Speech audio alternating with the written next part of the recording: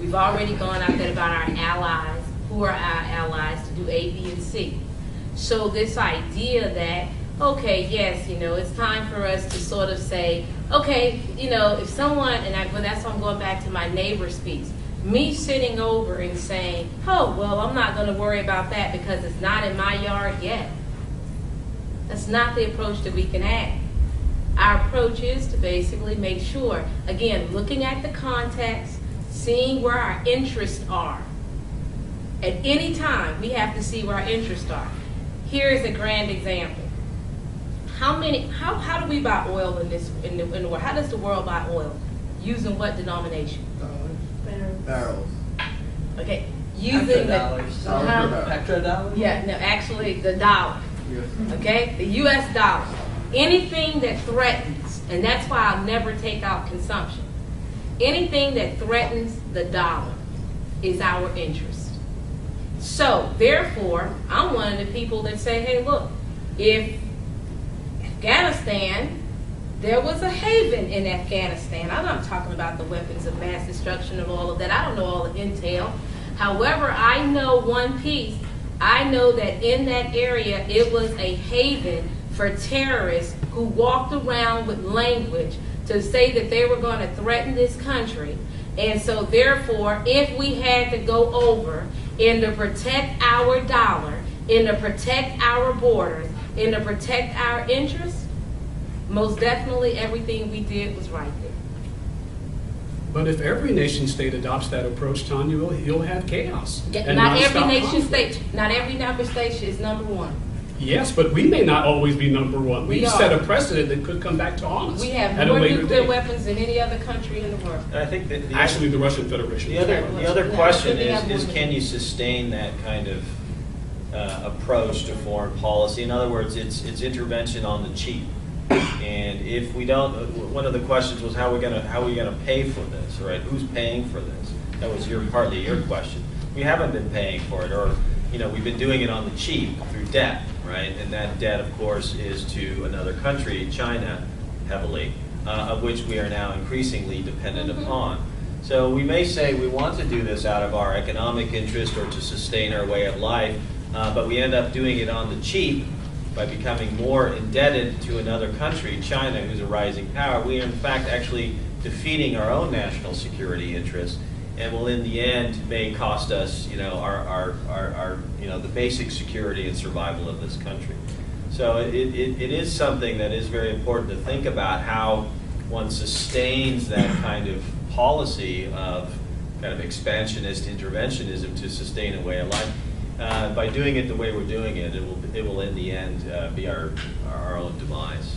There's no doubt about it. Think about the 19th century in the United States. We adopted a worldview of manifest destiny, that basically the U.S. was destined to expand across the North American continent. And as part of that practice, we annihilated an entire population of indigenous Native Americans. Where does it end? At what cost? Do we annihilate innocent people to protect our long-term interests? How far do we go? But see, that's the piece. The piece is that I'm saying I don't have an all or nothing approach. And that's what I think the approach that you all are having. I have what is the best interest at what time. At the time, what is the best interest? Looking at it contextually. So for the most part, I mean, looking at the context, what is the best interest? Guess what? How do we still purchase oil? Through the dollar.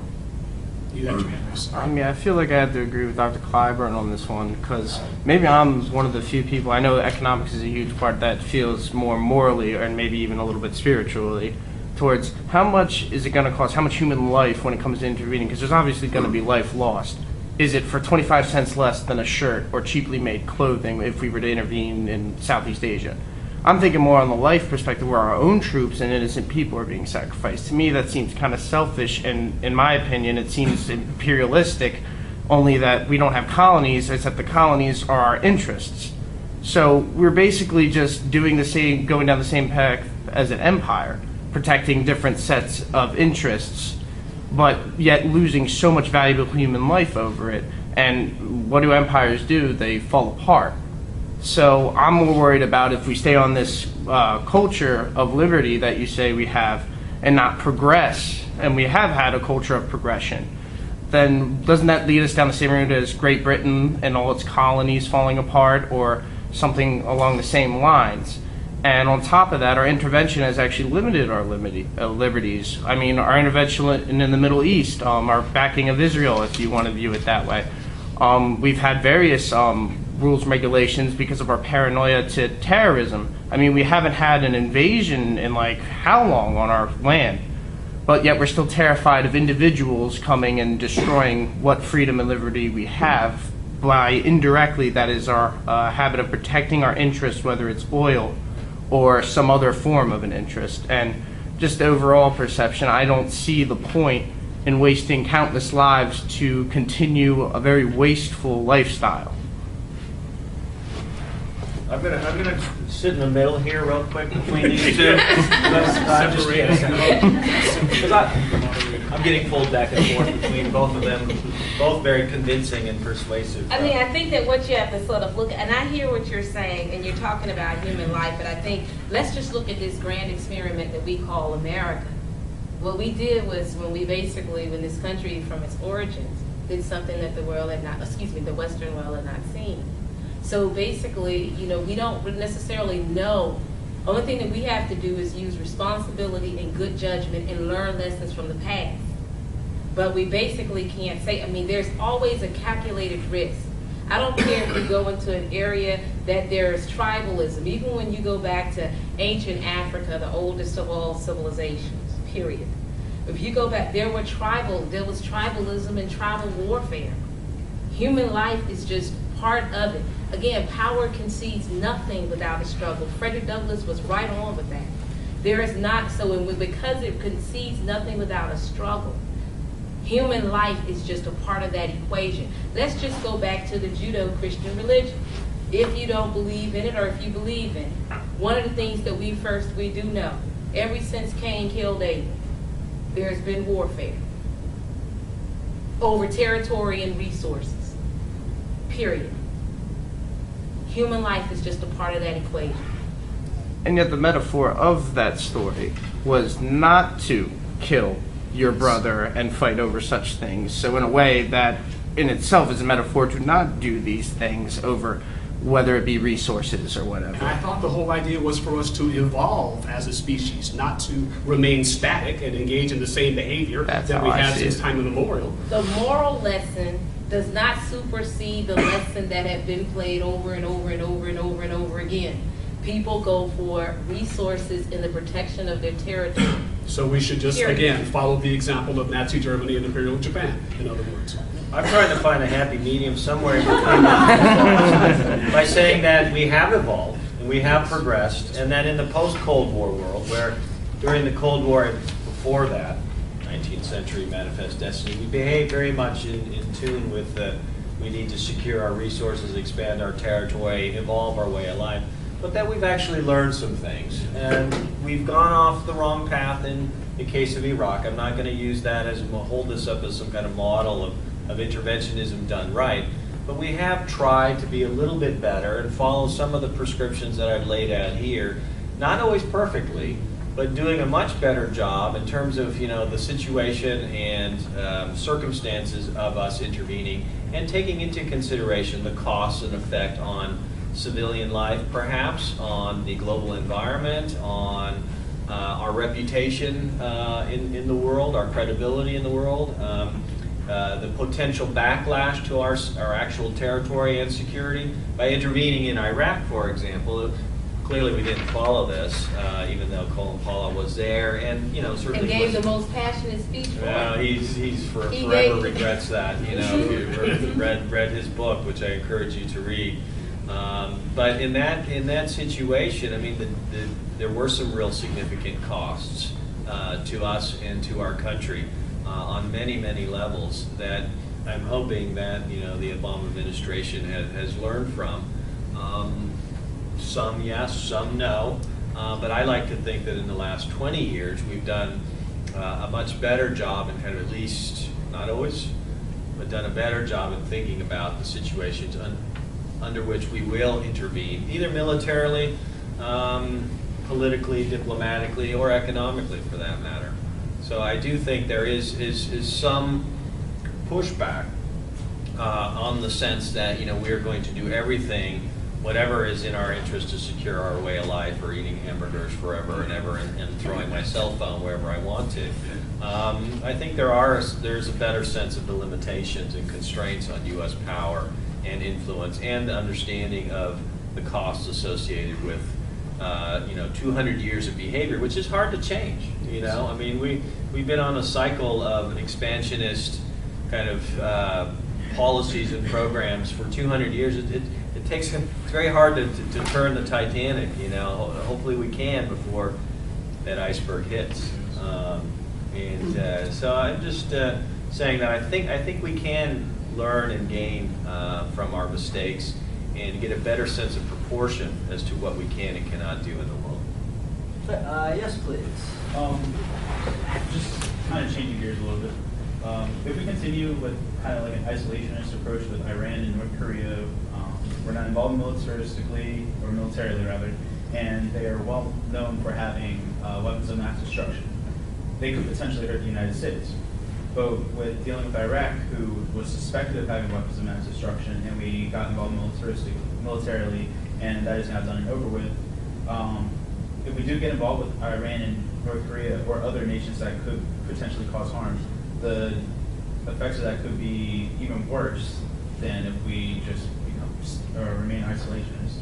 What's the best perspective to go with this? Because it's a scale, and we can lean either way. I'll go back to Dr. James Taylor. I mean, we're not. It's not isolationism what we're pursuing with North Korea or with Iran. Clearly, it's not military intervention, but clearly it's internationalist in the sense that we are actively engaged with these countries, pursuing different types of strategies which we feel are appropriate. I think in the case of North Korea, for example, more level-headed thinking prevailed, in part because they were asking these very questions. And if you go through those kinds of questions, the answer is screaming at you, no, no, no. And that actually seemed to work with the Bush administration and multiple administrations, Democratic and Republican, since the end of the Korean War in 1953. The case of Iran, of course, is erupting before us, but it's been, looming over the last 6 to 8 years, this debate about what we should do with Iran. This is one where, clearly there are people who are advocating a very strong interventionist approach and strategy, and those that are advocating a less interventionist approach. My hope is that, our policymakers and people in Congress, to not forget about those, and you here, public opinion, a very high, elite, informed public opinion that you are, as I always tell my students. No, you already are. I mean, the fact that you will be coming to a university and finishing and getting your degree will be putting you into an elite group of informed, attentive public opinion, and those are the people that make a difference in terms of influencing our policymakers. So you should carry that wisely with you after you graduate from here and now. But the point is that if we are kind of following the prescriptions we're following based on what I presented here, I think cooler heads will prevail. All right. It doesn't mean I'm not against, at some point, intervening against Iran. I may get to that point. I'm not there yet because I haven't answered these questions here in the affirmative completely in my own head. But we are clearly engaged and actively pursuing a variety of non-military, fairly interventionist policies. I mean, embargoes and sanctions are fairly interventionist in and of themselves, to say nothing of the kind of constant diplomatic and political kind of engagement in the United Nations and with the Arab League and with our allies and with the French and German, European Union, and trying to get the Russians and Chinese on board.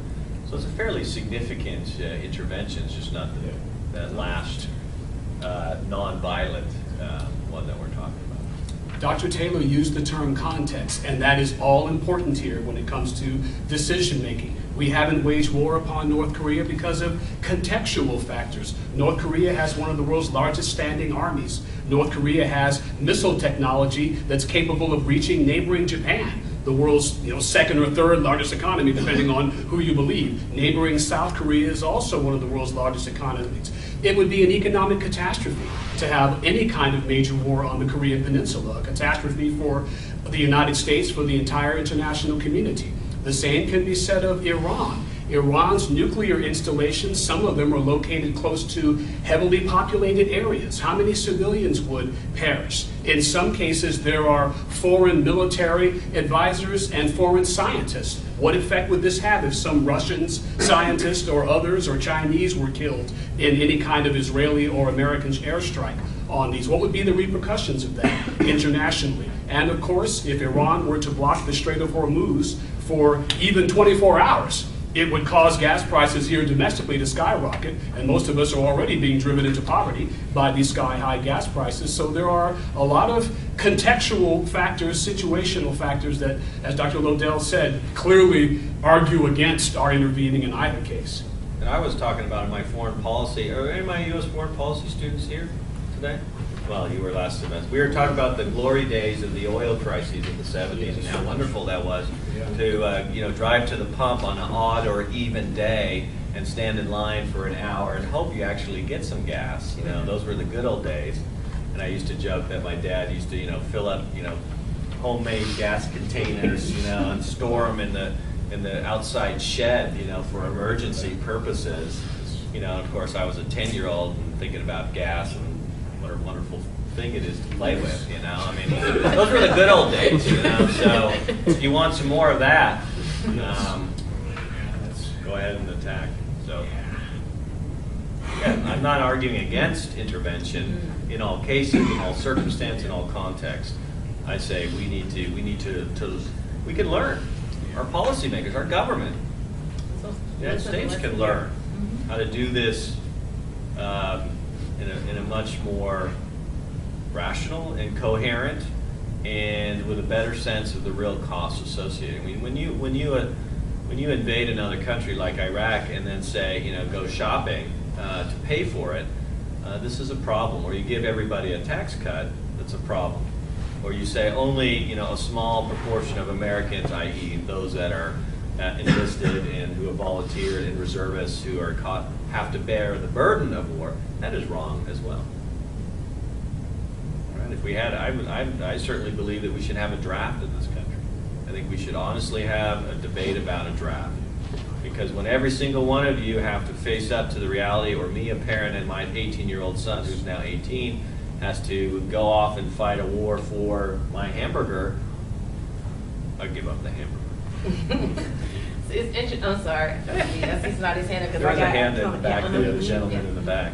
I was just going to ask you guys, why don't you think that the media ever talks about oil as being one of the reasons that we go to war with some of these Middle Eastern countries? And I don't know, because you brought it up, you touched on it, but I feel like that's a bigger issue than it's talked about as far as our justifications going in certain places as opposed to other places. Like, we didn't go to Darfur. We've never done anything, there's genocide going on down there. We've never ever once intervened at all. And I mean, why is that? But we can go to Libya really fast just because there's oil there. And we'd be glib to think that we don't have that oil now because we totally do. I don't know. What's up? What's up with oil? See, I mean, it's not necessarily, I'm gonna, two pieces. Again, I'm going to always go for the intervention. You mentioned about, and I was telling some friends of mine about what I was going to come and talk about and what position I was going to be on. My consultants, if you will, always use consultants, were people who were in the armed forces. Okay?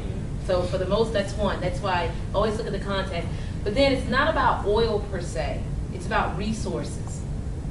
And how do we protect and how do we obtain our resources, and how does those resources help this nation? So it's very difficult to sometimes to not necessarily use in the media. That's why I was saying about our idea of consumption.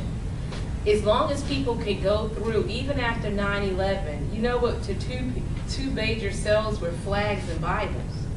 People consumed. That's how they responded to 9/11, was they basically consumed Bibles and flags and waved them around everywhere, right? And so at that moment, it's that so it's about how do we sort of understand our resources. There are people who are, and this is something I think we take for granted. We are a nation that's very spoiled in the sense that, you know, people are basically coming here, dying to get here, begging to get to this nation, desiring. Someone is praying as we speak in this room at Westchester University in Westchester, Pennsylvania. Someone is praying in another country to come to America. Why? The fact that we have these conversations are crucial. We can have these conversations in this nation. And oftentimes we would like to think that we're holding hands and singing Kumbaya. But what's happening is that we do have might through military. The fact that even if we use in diplomacy, who we are at the table, you've all experienced in your own life.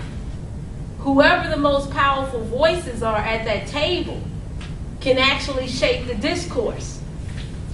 We are a powerful nation, so even when we go on to our diplomacy, we're bringing a lot to the table. And so because of that, because we have access to resources, and not only access to resources, but we have access to protection of resources. That's what makes us who we are.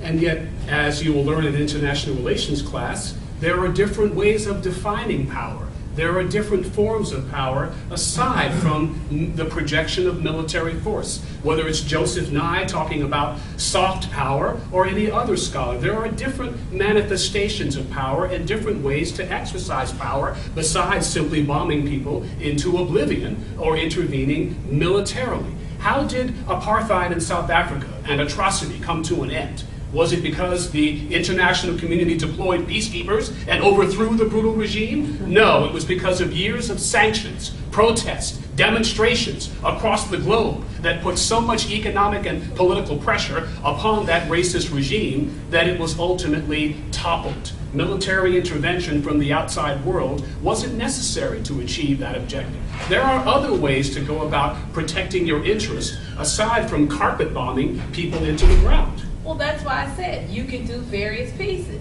You can give a political statement.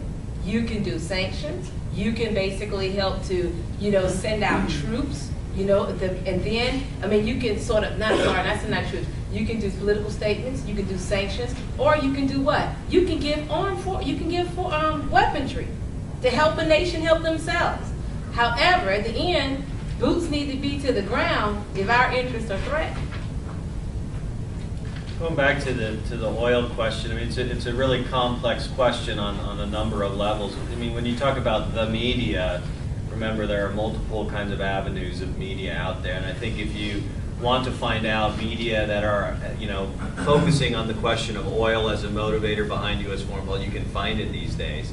But remember, the dominant media sources are, corporate profit-driven entities. And, selling a story about going to war or sending, young Johnny and Julie off to war to secure the oil revenue of, Chevron, nobody's going to turn to that, all right? Now, you can make a case that we should, be arguing against that, but that's not what sells the war, and that's not what the advertisers and the consumers of media are looking for. They're looking for a narrative, a good narrative. Why are we there? Why did we go in Iraq? It was about weapons of mass destruction, then it was about, building democracy in the Middle East, but you didn't hear a lot about what it may have been really about, and that's oil. Although, I don't think we're really getting much out of all of that, are we? No. But it's always good to look behind and see what's the motivator, what's driving our behavior in the world, and it may very well be oil. I don't always think so. I think it's just one piece of multiple kinds of factors. It was a bigger piece than it's let on to be. It depends in the case, in the context. You know, I mean, I can't say in the case of Iran, you know, the arguments in favor of military intervention are all about oil. You know, I think this would do nothing but cause absolute chaos in the international, you know, economic system and order in such a way that we haven't even begun to foresee the consequences of that. I mean, it's frightening. I mean, our economy would grind to a halt if oil shot up double, triple. Remember, in the first oil crisis of 1970, 1904, the price of a barrel of oil quadrupled. So you could say what the price of a barrel of oil is, what, $100, just to say, make it even. All right, and if it quadrupled to $400 a barrel, imagine what would happen. We'd all be shooting at each other, fighting over, you know, the gas pump. This argument for intervention or against Intervention in that case. That's what, yeah. I would have thought that would have been the other way around, because as I see it, what the Western world has propagated all throughout the rest of the world has caught on that we value what? Like Professor James Taylor said, the dollar, not necessarily the US dollar, but cash. Like, to quote Derek Jensen, a radical environmentalist, yes, he's very militant in his beliefs, but he says, make no mistake, our economic system can do no other than destroy everything it encounters. What he means is, that's what happens when you convert living beings into cash. The conversion from living trees to lumber, schools of cod to fish sticks, and people working in China as making our radios $4 instead of $10. Just like we intervene. That's why I'm a little confused. I would say we intervene instead. Who here wants to pay $10 a gallon for gas? Nobody. So we defend that. I'm not necessarily for that, because then you look at Christopher Columbus. He went over there and said, these people are very timid, kind, they will share whatever they have. Perfect for us to exploit and use for slave labor to make us tons of cash. And it is a horrible system that we've continued to build and triple and triple and triple to what we are today. And we're talking about, should we isolate or intervene? And I think it's like, that's a perfect discussion, but it's so much more than that, so much deeper than that. The fact that we value cash over somebody else in Southeast Asia, that, and I hate to say this, and excuse my language, but I could give a shit about. And I do care about, but like the average American honestly doesn't really care too much. I'd rather pay $3 a gallon for gas. I think you're selling us short there, maybe. And that's scary. You said he's selling people short, but that's my point about that way of life. See, that's the piece. First of all, everybody always talking about the United States government, and Dr. Loedel brought up a point. Oh, you're going to be the informed populace that basically help basically help to inform decisions. So it's really not necessarily the government all the time. It's the people. How many people, basically, let's just look at consumer goods. People decide if they want it. Let's just look at something, just like, let's pull something out of the air tank real quick. Okay, iPhones. I pulled it out of the air. Okay, what happens is that because of consumer culture, because of competition, what you find is that drug down people. I mean, basically, in lower prices for cell phone prices, iPhones were able to go not to just one competitor, but other competitors. And guess what? People flock to that. So earlier when you asked the question about the role, we forget the role of consumerism. Many people in this room, and Jesse was right on, many people were not going to want to go to McDonald's, you talked about the hamburger earlier, and spend $15 for a Happy Meal. They're not going to want to go and spend $300 for a pair of blue jeans. They're not going to want to go and spend, I mean, just think about like when I brought the iPhone earlier. When the new models come out, the older models' phones go down. So you can get something like an iPhone first generation 3 for like $99. And I say that to say, okay, when you're looking at, when people are talking about the United States foreign policy and the government, you're also looking at the people. And their consumer ethic is driving. So guess what? When I went to China, Guangzhou province, and I saw somebody literally on the back of a buffalo and doing some sewing, That didn't stop me when I came back over here from getting goods from China. It was like, oh well. I had to say, but oh well. If I can get a product, people go to Walmart for a reason. People go to discount big boxes for reasons. And that's because of that consumer ethic, and that's that way of life. And as long as we want that way of life, and that's non-negotiable, and it's non-negotiable for most Americans. It can be in the price of oil, or it can be in the price of Chips Ahoy cookies. They're not willing to go to the lowest cost possible. And until we're willing to negotiate that, which we can have a lofty discussion in this room, but the fact that Walmart is global and that everywhere that Walmart goes, they have a consumer base. That's answering our question. So if I'm a decision maker, I should cast aside the norms of international politics, any consideration of human rights, and simply base my decisions on the gluttony of my population. If we're going to base foreign policy on gluttony and avarice and our insatiable appetite for goods, Americans consume more narcotics than any other country on earth too. Should we all deploy troops to Colombia to protect this particular source, to protect this particular product? I thought we did. Yeah.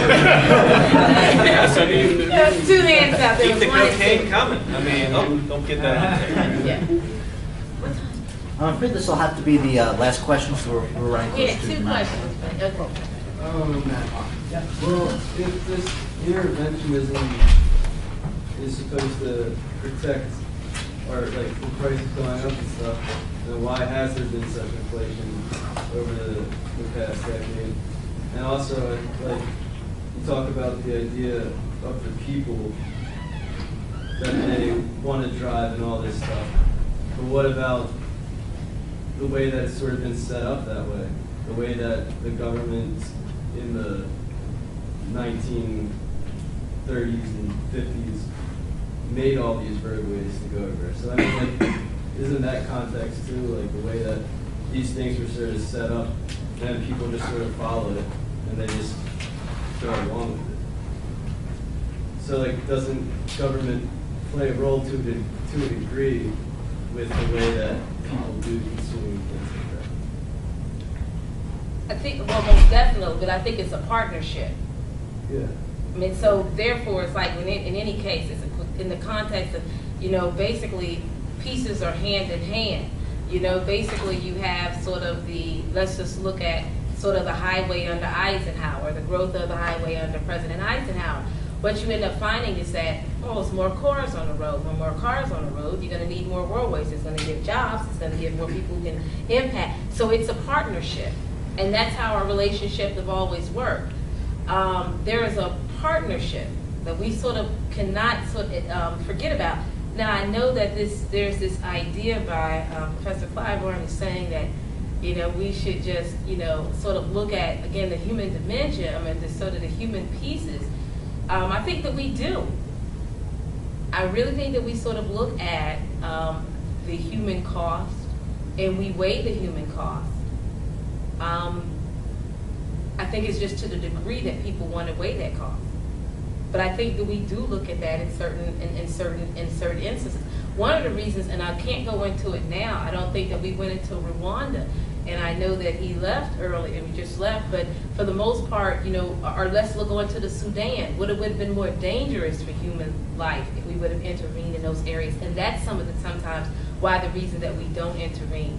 I think when it comes down to our policy about intervention, context and basically learning lessons of the past and responsibility becomes very important.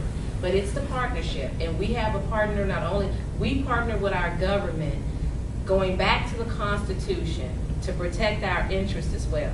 We elect people who are going to help to protect our interests, and those interests are all over the map. Let it be security, let it be economically, and that's just what we do.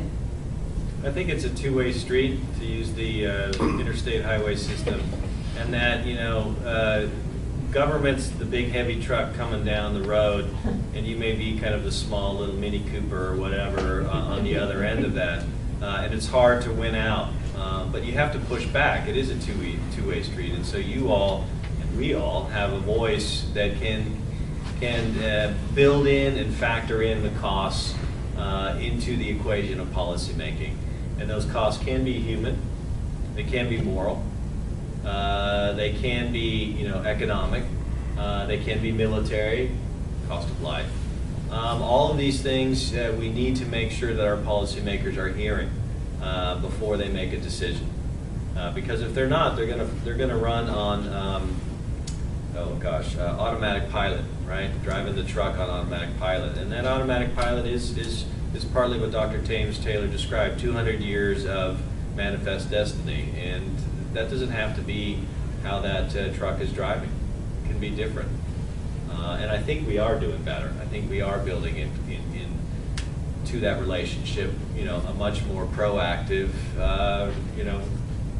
different point of view that takes into consideration the cost of our behavior. It's not perfect, and I don't think we've got a ways to go. There's no doubt. That's my last comment. Yeah. Oh, sorry. Well, first of all, I wanted to go to the Walmart thing, and there's many reasons why they can do low prices. One is because they pay their employees like dirt, but that's just, Well, kind there's a problem with having minimum wage. I don't believe in minimum wage, though. But to add to that, what's to say we can't progress instead of depending on these outside interests and resources?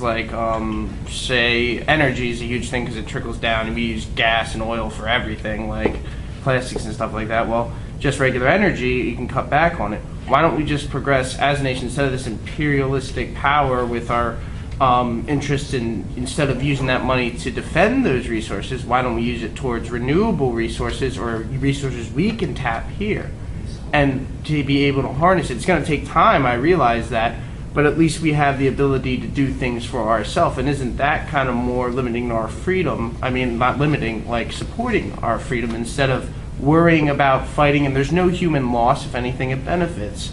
So what's to say we can't progress instead of keeping this going where we have to extend our reach everywhere and waste lives just for a cheaper barrel of gas or something like that, or even just get rid of the gas? And that could have total global repercussions later, like the Middle East would kind of be a little bit useless to an extent. But I don't understand why we have to keep going the same route and the same route of consumption, because in my opinion, maybe I'm one of the few Americans who by that definition that I've been hearing, it seems like we're kind of scummy in a way. We're selfish, gluttonous, and maybe this is just my Catholic upbringing, talking out, a lot of sins violated in a national level, in my opinion. But it just seems like I can understand a little bit why countries have a distaste for us in that way, and it's ruining our reputation. And I may be just ranting right now, but it just seems to be worsening us in as an international power altogether. And as history says, every empire has come to an end, Roman, Greek, whatever. What happens when we're the country being taken advantage of then, because we have fallen into such a different time when our end is near? Several things that you just said. First of all, even though they basically faded off, we are still heirs to Western culture, heirs to the Greco-Roman system. So in many ways, a lot of their legacy still exists. Even our idea about, the lessons that were learned. We talked about foreign policy, but when you look at government, and you all are political science style, but when we look at governments, you can see the lessons of looking at democracies and republics by looking at those areas. Second, that was first point. But second point, you basically brought up about our level of selfishness. People, again, I'm going to say this, and this is real, people are actually wanting to come to this country for a reason. I think that what happens is we have a lot of entitlements to this country as citizens. Going back to your question, not only about consumers, I don't want us to get caught up in the consumer question. The consumer piece is almost like consumer rights. There are certain rights and entitlements and privileges that we think we have in this country. And one of them, for example, and I know it's a whole different panel, and I heard you, Peter, is this, Dr. Loedel, about, this idea how much we should earn, each person should earn. I mean, we're going to look at some hard questions to examine this country and say, we want to sort of look at things in a different way. But this whole thing about a minimum wage, we need to reevaluate. basically to help, jobs come back to the country. Because in the very end, and I share this example with my students all the time, with the game of Monopoly, which most of us probably in this room have played, the goal is not to basically get to the point where we have a welfare state where everything is, oh, well, you land on my land, oh, please don't worry about paying me. Please, the goal is to improve what we have, to improve and to make money, and eventually do what? Hate to say it, but the game of ruthless monopoly is what? To bankrupt your opponents around the table, to be the most powerful person at the table. And so because of that, we sort of have to look at how we engage. And in looking at how we engage as a nation, and if you're asking us to do I consider to be the radical things, some of the pieces that even Professor Clyburn has been for. He's our, I think our ambiguous Thomas Jefferson here. But what happens is that, Jefferson went back and forth, yeah. So he's our, Jefferson in 1 minute, love and liberty at the same time being slaveholders. But I think that for the most part, if you're talking about negotiating and renegotiating and re-examining ourselves, you have to look at that people in this country believe that they have entitlements and privileges. And some of those entitlements is, how much they should be, receive as way of earned. What are their rights as a citizen? And how all of this costs. And that's something that people are not willing. And that goes back to I said this way of life. That's not, the average American is not willing to negotiate those people and sacrifice those people. They're not willing to do it. And you know why we know they're not willing to do it? Let's see how successful the occupiers were. My response in conclusion is simple. Dr. Taylor made reference to Monopoly and described it as a board game. It is just that, a friggin' board game. This is real life, where innocent people's lives are at stake. And I say we don't sacrifice the lives of our young men and women in uniform so we can devour Whoppers and fries. That's it.